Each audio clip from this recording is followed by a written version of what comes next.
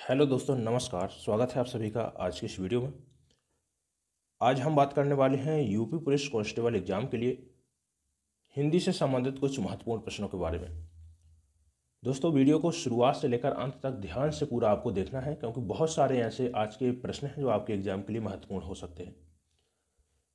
दोस्तों, यदि आपने अभी तक चैनल को सब्सक्राइब नहीं किया है तो चैनल को सब्सक्राइब जरूर कर लें, और वीडियो को जो भी बच्चे यूपी पुलिस कांस्टेबल एग्जाम के लिए तैयारी कर रहे हैं उन तक इस वीडियो को जरूर आप पहुंचाएंगे, ऐसी मैं आपसे आशा रखता हूं।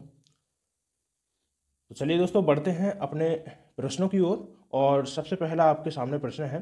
कोशिश आप यही करेंगे कि ज़्यादातर प्रश्नों के आंसर देने की आप कोशिश करेंगे, ठीक है। सभी प्रश्न आपको अटेंड करना है, चाहे भले ही आपसे आंसर गलत होता है, लेकिन फिर भी आप यही कोशिश करेंगे कि प्रश्नों के आंसर दें। चलिए, पहला प्रश्न है, कह रहा है कि पेड़ बढ़ता गया। इस वाक्य में प्रयुक्त संयुक्त क्रिया का नाम बताइए। ऑप्शन ए नित्यता बोधक संयुक्त क्रिया, ऑप्शन बी कह रहा है कि अनुमति बोधक संयुक्त क्रिया, ऑप्शन सी है अवकाश बोधक संयुक्त क्रिया, और ऑप्शन डी कह रहा है कि समाप्ति बोधक संयुक्त क्रिया। तो ऑप्शन ए यहाँ पर हमारा राइट आंसर हो जाएगा। पेड़ बढ़ता गया में कौन सी संयुक्त क्रिया है? नित्यता बोधक संयुक्त क्रिया। देखिए, नित्यता बोधक संयुक्त क्रिया क्या होती है? जहां पर कोई क्रिया में रुकने का बोध ना हो, ठीक है। क्रिया कोई लगातार हो रही है, नित्य रूप से कोई क्रिया हो रही हो, और वहां पर रुकने का यदि बोध ना हो, रुकने का ज्ञान ना हो रहा हो, तो वहां पर जो क्रिया होती है नित्यता बोधक संयुक्त क्रिया होती है, ठीक है। अनुमति बोधक संयुक्त क्रिया क्या होती है? जहां पर अनुमति का बोध हो। जैसे मैं बोलता हूं मुझे सोने दो, मैं बोलता हूं कि मुझे जाने दो, ठीक है। तो जहां पर भी अनुमति का बोध हो रहा हो, वहां पर जो क्रिया होती है अनुमति बोधक संयुक्त क्रिया होती है, ठीक है। अवकाश बोधक अनुक्रिया क्या होती है? संयुक्त क्रिया क्या होती है, ठीक है। तो अवकाश बोधक होती है जहां पर अवकाश का बोध होता है, जैसे मेरी बात ना होने पाई, ठीक है। तो यहां पर कौन सी क्रिया होगी? अवकाश बोधक अनुक्रिया हो जाएगी। समाप्ति बोधक अनुक्रिया, देखिए जहां पर मुख्य क्रिया के समाप्त होने का बोध होता है, वहां पर कौन सी क्रिया होती है? समाप्ति बोधक अनुक्रिया होती है। जैसे राम खाना खा चुका है, ठीक है। तो इसका मतलब है खाना खा चुका है, क्रिया समाप्त हो चुकी है, ठीक है। समाप्ति बोधक हुई ना, ठीक है। इसके बाद जैसे मैं उदाहरण देता हूं कि श्याम घर जा चुका है, श्याम घर जा चुका है, ठीक है। तो क्रिया यहां पर समाप्त हो चुकी है, तो जो क्रिया होगी समाप्ति बोधक संयुक्त क्रिया होगी, ठीक है। चलिए बढ़ते हैं अगले प्रश्न की ओर। चलिए, नेक्स्ट प्रश्न है, कह रहा है कि इस वाक्य के रिक्त स्थान पर रेखांकित शब्द का उपयुक्त विलोम शब्द कौन सा होगा? भारत में कहीं अतिवृष्टि से बाढ़ आती है, तो कहीं से सूखा पड़ता है। तो आपको यहां पर ब्लैंक फिल करना है कि यहां पर क्या भरा जाएगा। पहले तो आप ऊपर जो हमारा प्रश्न है उसको ध्यान से पढ़ेंगे। कह रहा है कि इस वाक्य में रिक्त स्थान पर रेखांकित शब्द का विलोम शब्द कौन सा होगा। देखिए, घुमा फिराकर आपसे प्रश्न पूछा गया है, सीधा सीधा जो आपका प्रश्न है वो कह रहा है कि विलोम शब्द क्या होगा। किसका विलोम शब्द देखना है? कह रहा है कि भारत में कहीं पर अतिवृष्टि से बाढ़ आती है।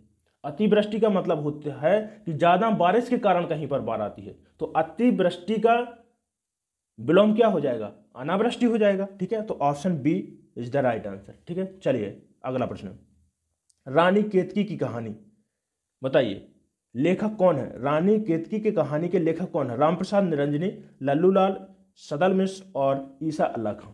देखिए, रामप्रसाद निरंजनी की बहुत ही फेमस रचना है भाषा योग वशिष्ठ, भाषा योग वशिष्ठ, ठीक है। यह बहुत इंपॉर्टेंट रचना है, याद रखिएगा।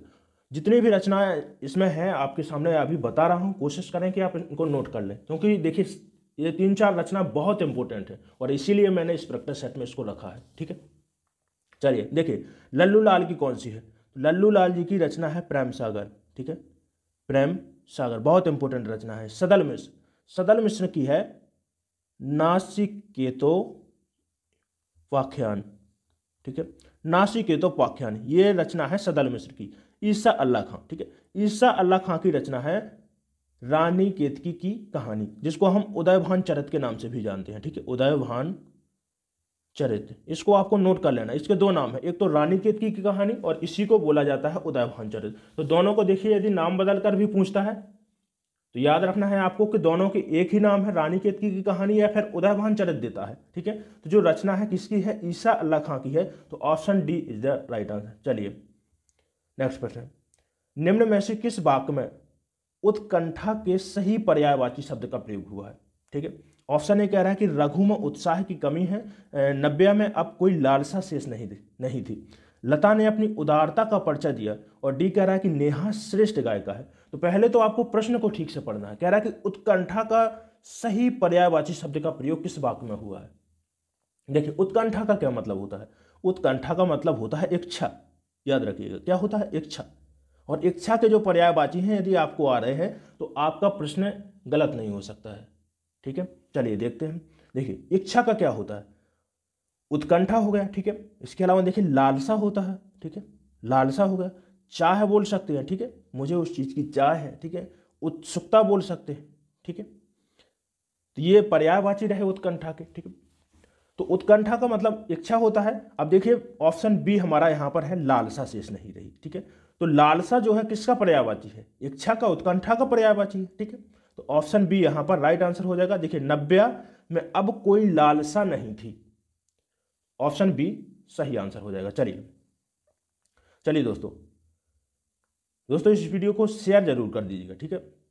चलिए, सुनैना खाना खा रही है, उपरोक्त वाक्य का भाववाची में रूपांतरण क्या होगा। ऑप्शन ए कह रहा है कि सुनैना खाना खा रही थी, सुनैना खाना नहीं खा रही थी, और सुनैना खाना खा रही होगी, और ऑप्शन डी कह रहा है कि सुनैना ने खाना नहीं खाया, से खाना नहीं खाया जाता। देखिए भाववाच्य क्या होता है, मैं कई बार अपने प्रैक्टिस सेट में ये प्रश्न ले चुका हूं, लेकिन फिर भी यहां से प्रश्न 100% आपके एग्जाम में एक प्रश्न निश्चित रूप से आएगा। तो आपको बार बार ये प्रश्न लेता हूं ताकि आपकी तैयारी इतनी बेहतर ढंग से हो जाए, ताकि आप एग्जाम में अपना प्रश्न गलत ना करें। और जो सबसे ज्यादा प्रश्न गलत होता है वो यहीं से होता है, वाच्य से बच्चे बहुत ज्यादा प्रश्न गलत करते हैं। तो चलिए इसका पहले तो आप कमेंट कर दें कि इसका सही आंसर क्या जाएगा, ठीक है। देखिए कह रहा है कि सुनैना खाना खा रही है, ठीक है। तो देखिए जो वाच्य हैं वो आपके 3 प्रकार के होते हैं, कर्तवाच्य, कर्मवाच्य, भाववाच्य हो गया, ठीक है। जैसा कि मैंने हर बार बताया है कि जो कर्मवाच्य है, क्रिया यदि कर्ता का अनुसरण कर रही है तो कर्तवाच्य है, ठीक है। क्रिया यदि कर्म का अनुसरण कर रही है, कर्म के अनुसार लग रही है, तो वहां पर कर्मवाच्य हो गया। और जहां पर भाव प्रधान होता है या क्रिया प्रधान होती है वहां पर भाववाच्य होता है, ठीक है। तो देखिए सुनैना खाना खा रही है, सुनैना खाना खा रही है, इसमें कौन सा वाच्य हो जाएगा, कर्तवाच्य हो जाएगा, ठीक है। कौन सा हो जाएगा, कर्तवाच्य, ठीक है। अब देखिए हमको रूपांतरण करना है भाववाच्य में, ठीक है। तो भाववाच्य बनाने के लिए देखिए पहला ऑप्शन कह रहा है कि सुनैना खाना खा रही है, सुनैना खाना नहीं खा रही है, और सुनैना खाना खा रही होगी, और डी कह रहा है कि सुनैना से खाना नहीं खाया जाता। तो यही आपका सही आंसर हो जाएगा। कर्तवाच्य से क्या बनाया जा रहा है, यहां पर भाववाच्य बनाया जा रहा है। तो ऑप्शन डी यहां पर सही आंसर हो जाएगा, क्योंकि देखिए इसमें क्या है, क्रिया प्रधान है, ना तो क्रिया कर्ता का अनुसरण कर रही है और ना ही कर्म का अनुसरण कर रही है। तो यहां पर जो वाच्य होगा क्या हो जाएगा, भाववाच्य हो जाएगा, ठीक है। यदि आपको यहां से कर्मवाच्य बनाना होता तो क्या होता, तो होता कि सुनैना के द्वारा खाना खाया जा रहा है, ठीक है, खाया जा रहा है।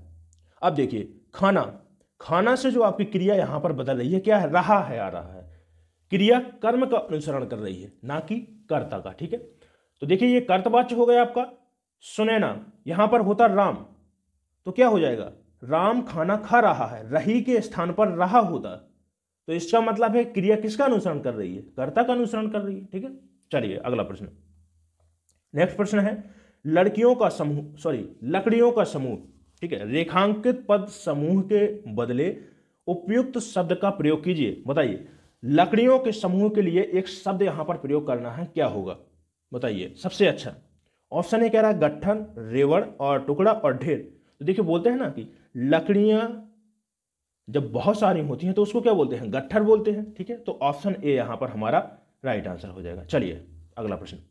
चलिए सभी दोस्त लाइक जरूर कर दें वीडियो को यदि चीजें समझ में आ रही हों। चलिए निम्नलिखित वाक्यांश के लिए उपयुक्त सार्थक शब्द क्या है। कह रहा है कि जो कहा ना जा सके, जो कहा ना जा सके उसको क्या बोलते हैं, आकथ, कथन, कहानी और कहना। तो जिसको कहा ना जा सके उसको क्या बोलते हैं, आकथ्य बोलते हैं, और जो कहा जा सके उसको क्या बोलते हैं, कथ्य बोलते हैं, ठीक है। तो ऑप्शन ए यहां पर हमारा राइट आंसर हो जाएगा। चलिए नेक्स्ट प्रश्न, नमक का दरोगा कहानी के लेखक का नाम है, बहुत इंपॉर्टेंट है, ठीक है। चलिए बताइए, नमक का दरोगा कहानी के लेखक का नाम क्या है? यशपाल है, भीष्म साहनी है, और अमरकांत और प्रेमचंद। तो देखिए प्रेमचंद की जो आपको रचना याद रखनी है, जो बहुत इंपॉर्टेंट है, एक तो है मंगलसूत्र, जहां से प्रश्न सबसे ज्यादा पूछा जाता है, ठीक है। मंगलसूत्र हो गई, ठीक है, कर्मभूमि हो गई, ठीक है, रंगभूमि हो गई, ठीक है, ठीक है, और नमक का दरोगा। तो ऑप्शन डी यहां पर आपका सही आंसर हो जाएगा। प्रेमचंद की रचना कौन सी है? यहां पर नमक का दरोगा कहानी किसकी है? प्रेमचंद की है, ठीक है। इसके बाद में देखिए, जो सबसे ज्यादा पूछे जाने वाली एक रचना है, यहां पर पूछा जाता है कि कौन सी रचना प्रेमचंद की ऐसी थी जिसको प्रतिबंधित किया गया था, ठीक है, जिस पर प्रतिबंध लगाया गया था, ठीक है। तो वो थी सेवा सदन। सेवा सदन, ये प्रश्न बन चुका है, ठीक है, एग्जाम से पूछा गया था कि कौन सी रचना है ऐसी, किस लेखक की रचना है जिसको प्रतिबंधित किया गया था? किसकी रचना थी? प्रेमचंद की थी, ठीक है। भीष्म साहनी की बात करते हैं। तो देखिए, भीष्म साहनी की एक रचना है, बहुत ही इंपॉर्टेंट है, तमस। और तमस के लिए भीष्म साहनी को, किसके लिए? तमस के लिए भीष्म साहनी को 1975 में साहित्य अकादमी पुरस्कार दिया गया था। ये नोट कर लीजिएगा, ये बहुत इंपॉर्टेंट है, ठीक है, क्योंकि देखिए साहित्य अकादमी पुरस्कार से संबंधित आपके एग्जाम में प्रश्न बन चुका है। जो आपका 2019 का पेपर था यूपी पुलिस कांस्टेबल का, उसमें साहित्य अकादमी पुरस्कार से प्रश्न बन चुका है। तो याद रखना है आपको, भीष्म साहनी को किसके लिए दिया गया है? तमस के लिए दिया गया है, ठीक है, 1975 में दिया गया है। चलिए नेक्स्ट प्रश्न। तमस एक नाटक है, ये भी याद रखिए। चलिए, निम्नलिखित में देवता का पर्यायवाची शब्द क्या होगा? किंकर, विबुध, विपुल और लोकेश। तो देवता के कौन कौन से पर्यायवाची होती है, ठीक है, समझिएगा। एक तो होता है त्रिदश हो गया, ठीक है, सुर हो गया, सुर बोलते हैं ना, असुर, सुर, ठीक है, असुर राक्षसों को बोलते हैं, सुर किसको बोलते हैं? देवताओं को, ठीक है। अमर हो गया, ठीक है, देव बोलते हैं, देव, ठीक है। अजर, ये सभी किसके पर्यायवाची हैं? देवता के हो गए, ठीक है। और जो आपका विबुध हो गया, तो ऑप्शन बी यहां पर हमारा सही आंसर हो जाएगा। विबुध, त्रिदश, सुर, अमर, देव, अजर, ये सभी पर्यायवाची किसके हैं? देवता के हैं, ठीक है। चलिए नेक्स्ट प्रश्न। कुंडलिया छंद किन दो छंदों के योग से बना है? ये इंपॉर्टेंट है। दोहा और रोला से, ऑप्शन बी कह रहा है कि दोहा और उल्लाला से बना है, और सी कह रहा है कि दोहा और सोरठा से, और डी ऑप्शन है रोला और उल्लाला से बना है। चलिए, तो देखिए कुंडलिया छंद की बात करते हैं। कुंडलिया छंद, पहली बात तो समझ लीजिएगा, महत्वपूर्ण है एग्जाम के लिए। कैसे? एक तो विषम मात्रक छंद है, ठीक है, मात्रक छंद के अंतर्गत आता है, और जो सबसे ज्यादा पूछे जाने वाले हैं वो मात्रक छंद ही पूछे जाते हैं। देखिए, दोहा हो गया, चौपाई हो गई, ठीक है, सोरठा हो गया, गीत, हरिगीत का हो गया, गीत का हो गया, ये सभी मात्रक छंद हैं, यहीं से सबसे ज्यादा प्रश्न आपके एग्जाम में पूछे जाते हैं। तो देखिए कुंडलिया छंद की बात करते हैं। कुल चरण यदि आपसे पूछता है तो कुंडलिया में कुल 6 चरण होते हैं, जिसमें से प्रथम 2 चरण होते हैं दोहा के, और जो 4 लास्ट के चरण होते हैं वो होते हैं रोला के, ठीक है, ये भी आपको याद रखना है। चरण कितने होते हैं? कुल 6 होते हैं। 2 चरण, प्रथम 2 चरण दोहा के होते हैं, और अंतिम 4 चरण होते हैं रोला के, ठीक है। और प्रत्येक चरण में मात्राएं यदि पूछता है तो आप कहेंगे सर कितनी होती हैं? प्रत्येक चरण में मात्राएं होती हैं 24 मात्रा होती है, ठीक है। तो यहां पर जो हमारा सही आंसर होगा ऑप्शन ए के साथ में राइट आंसर चला जाएगा। कुंडलिया, पहला पॉइंट जो याद रखना है, विषम मात्रक छंद है। दूसरा याद रखना है 6 चरण होते हैं, दोहा और रोला से मिलकर बनता है, और प्रत्येक चरण में 24 मात्राएं होती हैं। इतना आप याद रखिएगा, इससे ज्यादा कुछ नहीं पूछने वाला है, ठीक है। चलिए नेक्स्ट क्वेश्चन। देखिए, दोहा में पूछता है तो दोहा में 24 मात्राएं होती हैं प्रत्येक चरण में, और दोहा में चरण कुल 4 होते हैं, और रोला में भी आपके 4 चरण होते हैं और 24 मात्राएं होती हैं, ठीक है। तो दोनों समान है लगभग, ठीक है। चलिए, और दोहा का जो उल्टा बोला जाता है वो किसको बोला जाता है? सोरठा को बोला जाता है, ठीक है। चलिए अगला प्रश्न। मेघमय आसमान से उतर रही है, वह संध्या सुंदरी परिसी धीरे धीरे, दी गई पंक्ति में कौन सा अलंकार है? बताइएगा, ये इंपॉर्टेंट प्रश्न है, ठीक है। ऑप्शन ए कह रहा है कि उपमा अलंकार है, मानवीकरण अलंकार है, विभावना अलंकार है और उत्प्रेक्षा अलंकार है। तो देखिए, मेघमय आसमान से उतर रही वह संध्या सुंदरी परीसी धीरे धीरे। तो यहां पर जिन बच्चों का आंसर उपमा जा रहा है तो पहले तो आप समझ लीजिए गलत हो जाएगा वो, ठीक है।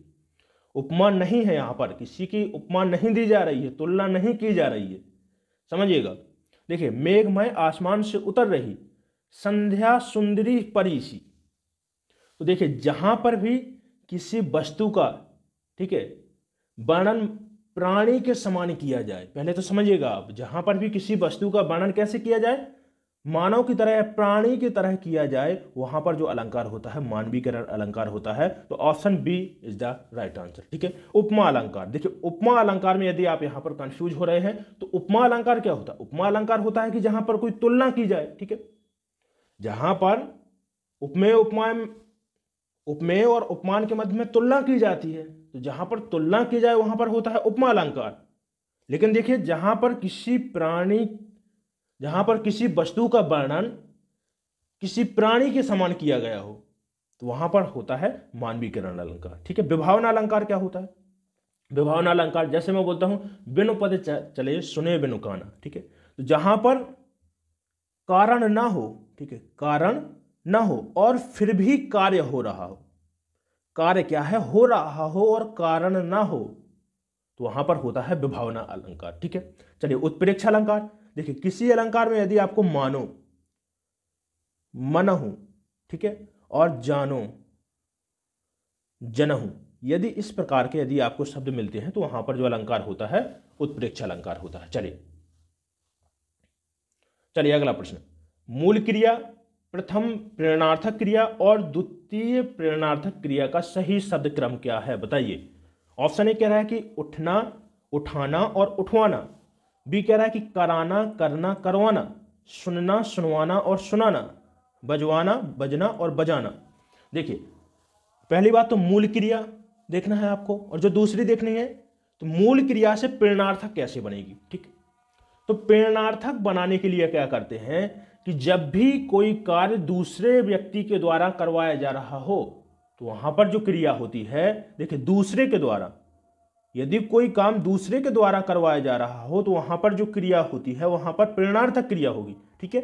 जैसे राम मोहन से किताब पढ़वाता है, ठीक है, तो वहां पर जो क्रिया होगी क्या होगी, प्रेरणार्थक क्रिया हो जाएगी। लेकिन हमें यहां पर देखना है एक तो प्रथम प्रेरणार्थक क्रिया और दूसरी द्वितीय प्रेरणार्थक क्रिया। तो ठीक है, मूल क्रिया, जो मूल क्रिया है वो उठना है, ठीक है। उठना से क्या होता है, प्रथम प्रेरणार्थक उठाना, और जो इससे द्वितीय प्रेरणार्थक क्रिया बनेगी क्या बन जाएगी, उठवाना। इसका मतलब उठवाना क्या है, दूसरे से उठवा रहा है। तो यहां पर सही answer option A is the right answer, ठीक है। चलिए दोस्तों, अगला प्रश्न, निम्नलिखित वाक्य के किस खंड में अशुद्धि है। ऑप्शन देखिए, कह रहा है वाक्य दिया गया है, कह रहा है गौतम बुद्ध ने पाली भाषा में उपदेश दिया। ऑप्शन ए है उपदेश दिया पाली और भाषा में। तो यहां पर बताना है कि कौन से यहां पर शब्द में यहां पर अशुद्धि दी गई है। चलिए, तो देखिए पाली, तो पाली का शुद्ध रूप होता है, एक मिनट, पाली का जो शुद्ध रूप होता है वो क्या होता है, ठीक है। ली आपकी क्या होती है, इकारांत होती है। क्या होती है, इकारांत, जबकि यहां पर क्या है, इकारांत है, ठीक है। क्या है, इकारांत। तो यहां पर जो सही आंसर होगा option C is the right answer. C के साथ में हमारा सही चला जाएगा, ठीक है। पाली में छोटी ली होगी। चलिए अगला प्रश्न, नेक्स्ट प्रश्न है, आज विद्यालय में शिक्षिका ने अंताक्षरी खेलने को कहा और वाक्य में अशुद्ध वर्तनी वाला शब्द कौन सा है, बताइए। अंताक्षरी है, शिक्षिका है, खेलने को कहा या फिर विद्यालय। तो देखिए, अंताक्षरी, अंत्याक्षरी क्या होता है, अंताक्षरी क्या होता है, इसका जो शुद्ध रूप होता है वो क्या होता है, अंत्याक्षरी, ठीक है। यहां पर आधा ना होता है और आधा ता होता है, तो ऑप्शन ए यहां पर हमारा सही आंसर हो जाएगा। देखिए, बहुत बच्चे यहां पर इस शब्द में गलती करते हैं, इस शब्द में बहुत बच्चे गलती करते हैं, तो आपको याद रखना है कि गलती यहां पर आप ना करें। चलिए, प्रत्येक बताइएगा, प्रत्येक में समास होगा। ऑप्शन ए द्वंद्व होगा, द्विगु होगा, और अव्ययी भाव ऑप्शन डी कह रहा है कि कर्मधारय होगा। चलिए तो देखिए प्रत्येक, प्रति एक, तो देखिए ऐसा समास जिसमें प्रथम पद क्या हो, अव्यय हो। प्रथम पद जिसमें अव्यय होता है उसको क्या बोलते हैं, अव्ययी भाव समास। जैसे मैं बोलता हूं यथाशक्ति, यथाशक्ति, यथासंभव, ठीक है। जो प्रथम पद है वो क्या है, अव्यय है, और प्रथम पद प्रदान किसमें होता है, अव्ययी भाव समास में होता है, ठीक है। तो ऑप्शन सी यहां पर सही आंसर हो जाएगा। द्वंद्व समास, द्वंद्व समास होता है जिसमें दोनों पद प्रदान होते हैं, ठीक है। जैसे माता पिता, भाई बहन, ठीक है। द्विगु समास, जैसे मैं बोलता हूं तिराहा, ठीक है, तिराहा।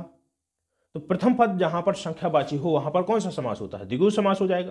कर्मधारय, कर्मधारय जहां पर तुलना की गई हो, विशेषण विशेष हो जहां पर, ठीक है, वहां पर होता है कर्मधारय। जैसे मैं बोलता हूं चंद्रमुख, ठीक है, मतलब जो मुख है इसकी तुलना किससे की गई है, चंद्रमा के साथ की गई है। मैं बोलता हूं नौजवान,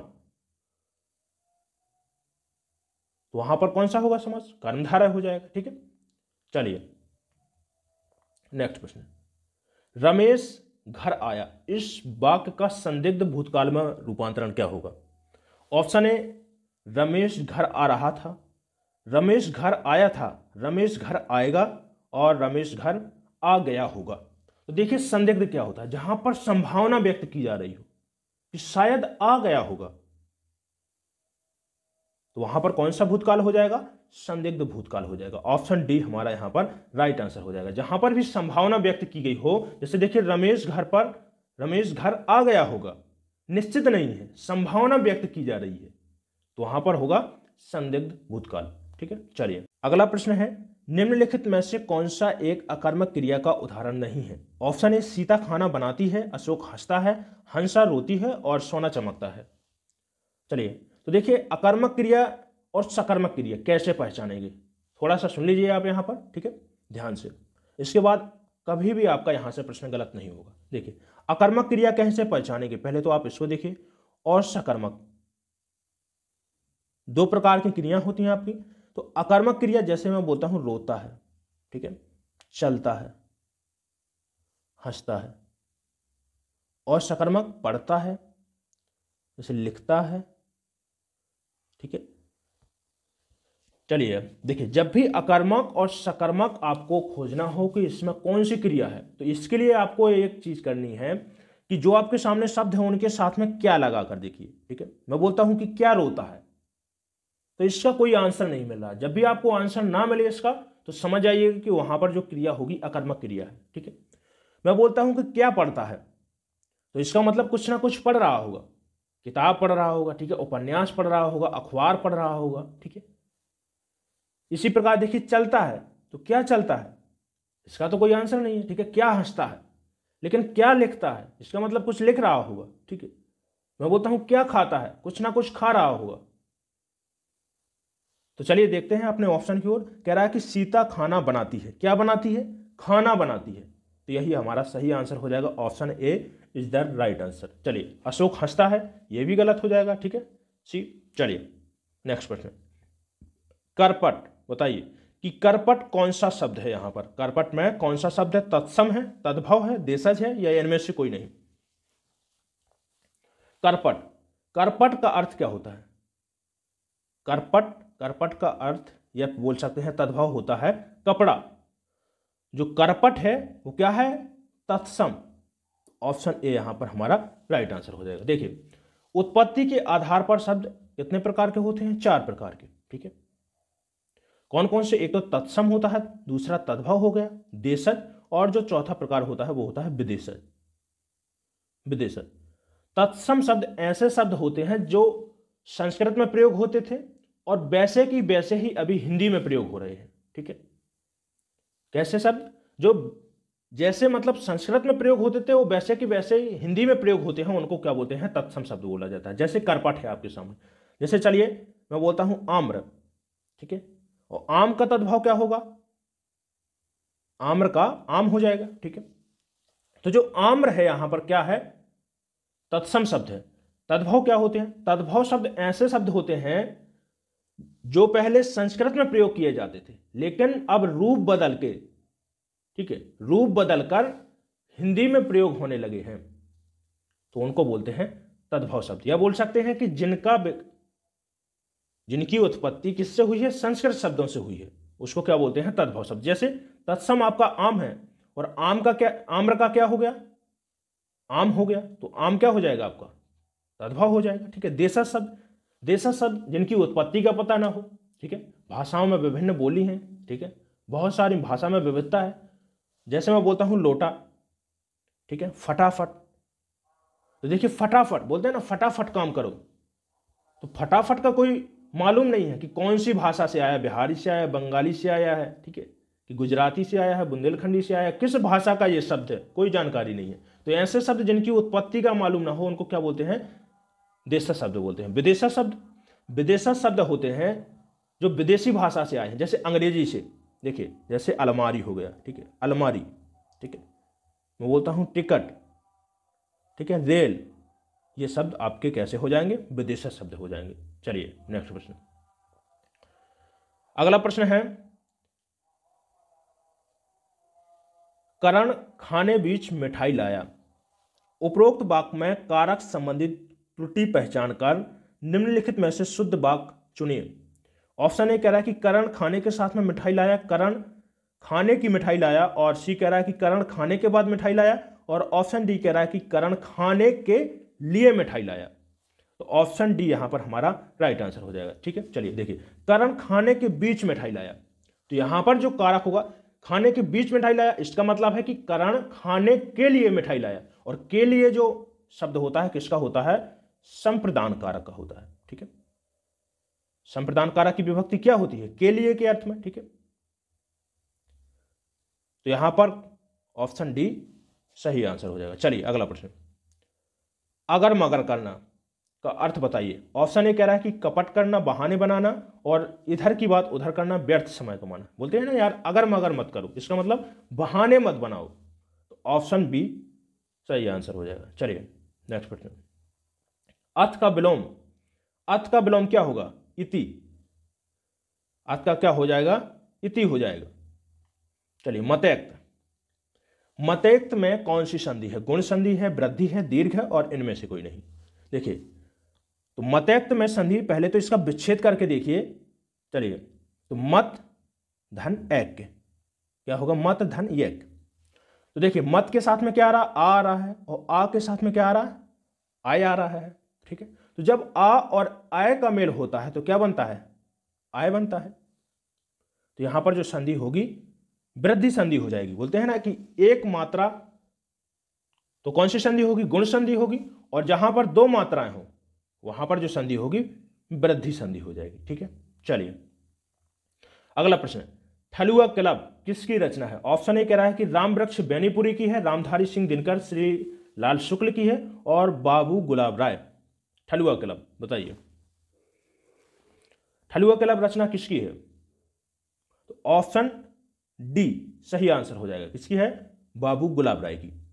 चलिए नेक्स्ट प्रश्न, निम्नलिखित में से अव्यय से बना विशेषण शब्द नहीं है। ऑप्शन ए पिछला, कैसा, अगला, और बाहरी। देखिए तो कह रहा है कि अव्यय से कौन सा शब्द है जो विशेषण नहीं बना है, समझिएगा। तो देखिए बाहर, जो इसका मूल शब्द होगा, बाहर के साथ में ई प्रत्यय जोड़ने से कौन सा शब्द बना है यहां पर, बाहरी।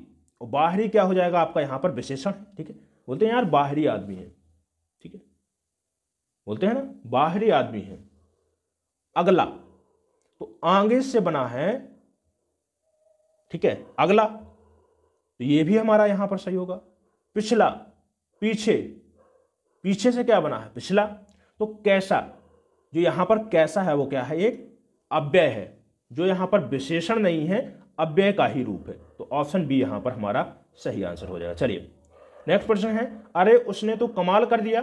इस वाक्य में आपको बताना है कि कौन सा वाक्य है, प्रश्नवाचक वाक्य है, विस्मयबोधक वाक्य है, इच्छावाचक वाक्य है, और निषेधवाचक वाक्य है। देखिए निषेधवाचक, जहां पर मना करना दिखाएगा हो, मैं यह काम नहीं करूंगा।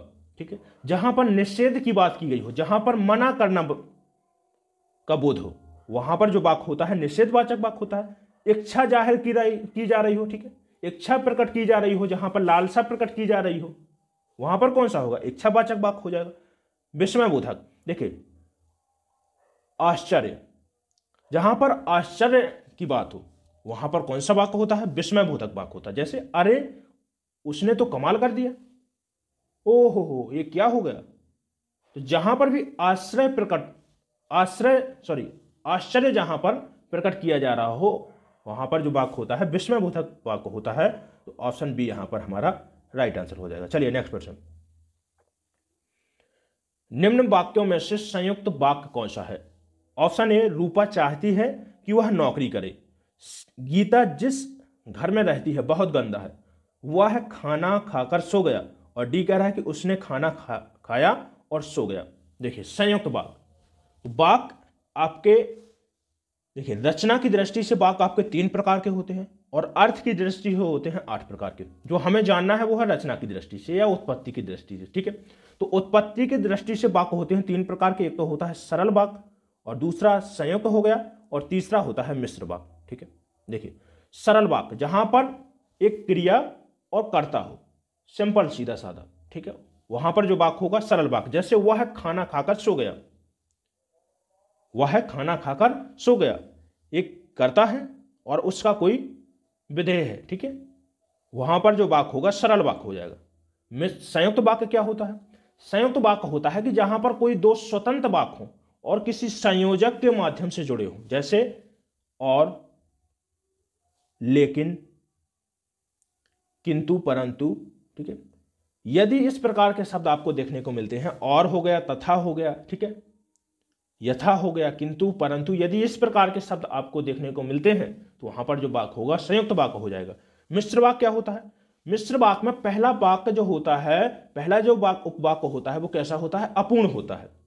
जैसे देखिए उदाहरण, और जो दूसरा वाक्य होता है वो कैसा होता है, उस वाक्य पर आश्रित वाक्य होता है। चलिए जैसे रूपा चाहती है कि वह नौकरी करे, तो देखिए जो यहां पर रूपा चाहती है ये आपका वाक्य है, ये कैसा है, एक अपूर्ण वाक्य है, एक प्रधान वाक्य है, ठीक है, और इस पर जो आश्रित है वो है वह नौकरी करे, ठीक है। रूपा चाहती है तो इसका क्या है, अपूर्ण है, अपने आप में पूरा नहीं है। यदि आप बोलेंगे कि रूपा चाहती है तो इसका कोई अर्थ नहीं निकल रहा है। फिर आप पढ़ते हैं कि वह नौकरी करे, तो पूरा कौन कर रहा है, वह नौकरी करे। तो देखिए एक आश्रित वाक्य यदि आपको देखने को मिलता है, एक आश्रित वाक्य और एक प्रधान वाक्य, तो वहां पर जो वाक्य होगा कौन सा होगा, मिश्र वाक्य हो जाएगा। और यदि आप फिर भी नहीं समझ पाते हैं तो देखिए यदि आपको मिलता है कि, क्योंकि, यदि, तो, जैसे ही, ज्यों ही, यदि इस प्रकार के शब्द आपको वाक्य में देखने को मिलते हैं तो वहां पर जो वाक्य होगा मिश्र वाक्य हो जाएगा, ठीक है। जैसे कि यहां पर आया है, ठीक है, तो यहां पर आप समझ रहे हैं कौन सा वाक्य है, मिश्र वाक्य है, ठीक है। तो चलिए देखिए जो हमें देखना है संयुक्त वाक्य, तो संयुक्त वाक्य क्या होगा, मैंने बताया जहां पर और, तथा, ठीक है, यदि इस प्रकार के शब्द देखने को मिलते हैं तो वहां पर जो वाक्य होगा संयुक्त वाक्य हो जाएगा। देखिए उसने खाना खाया और सो गया, दोनों वाक्य अपने आप में स्वतंत्र हैं, ना तो एक दूसरे पर आश्रित है, ठीक है, ना कोई प्रधान वाक्य है, यहां पर दोनों स्वतंत्र वाक्य हैं, उसने खाना खाया और सो गया, ठीक है। चलिए तो ऑप्शन डी हमारा यहां पर सही आंसर हो जाएगा। अगला प्रश्न कह रहा है कि इनमें से कौन सा शब्द कर्म कारक है, बताइए। ऑप्शन ए कह रहा है कि लड़का पेड़ से गिरा, हरि मोहन को रुपए देता है और पेड़ से फल गिरा, और डी कह रहा है कि मैंने हरि को बुलाया। चलिए तो देखिए ऑप्शन पहला, लड़का पेड़ से गिरा, तो जहां पर भी अलग, घृणा, ठीक है, जहां पर भी देखिए अलग होने की बात हो, घृणा दिखाई गई हो, तो वहां पर जो वाक्य कारक होता है अपादान कारक होता है, ठीक है। कौन सा, अपादान कारक, ठीक है। जैसे लड़का पेड़ से गिरा, तो लड़का क्या हो रहा है, पेड़ से अलग हो रहा है, और जहां पर भी अलगाव की बात हो, जहां पर कोई चीज अलग हो रही हो, वहां पर होता है अपादान कारक। चलिए हरि मोहन को रुपए देता है, देखिए मोहन को, इसका मतलब है कि हरि मोहन के लिए रुपए दे रहा है, तो जहां पर के लिए के अर्थ में विभक्ति होती है वहां पर होता है संप्रदान कारक, ठीक है। चलिए अगला है पेड़ से फल गिरा, यहां पर भी अपादान कारक होगा, अलग हो रहा है फल, ठीक है। और मैंने हरि को बुलाया, देखिए कर्म कारक, कर्म कारक की विभक्ति क्या होती है, को होती है, ठीक है। तो यहां पर ऑप्शन डी हमारा सही आंसर हो जाएगा, मैंने हरि को बुलाया। चलिए चलिए दोस्तों, बस आज इतने ही प्रश्न हैं, और कमेंट करके आप जरूर बताएंगे कि आपने आज कुल कितने प्रश्न सही किए हैं, ठीक है। और कहाँ कहाँ पर आपको प्रॉब्लम आई है, जहाँ पर भी जिस प्रश्न में आपको दिक्कत हो आप कमेंट करके बता दीजिए।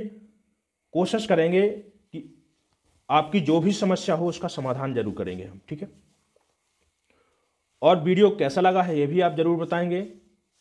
और यदि अभी तक आपने चैनल को सब्सक्राइब नहीं किया है तो चैनल को सब्सक्राइब जरूर कर दें, एक लाइक कर दीजिए, और वीडियो को अपने दोस्तों में शेयर जरूर करिए। जो भी बच्चे यूपी पुलिस कांस्टेबल एग्जाम के लिए तैयारी कर रहे हैं उन तक इस वीडियो को आप जरूर पहुंचाएंगे, ऐसी मैं आपसे आशा रखता हूं। चलिए दोस्तों, मिलते हैं इसके बाद में अगले वीडियो में। धन्यवाद।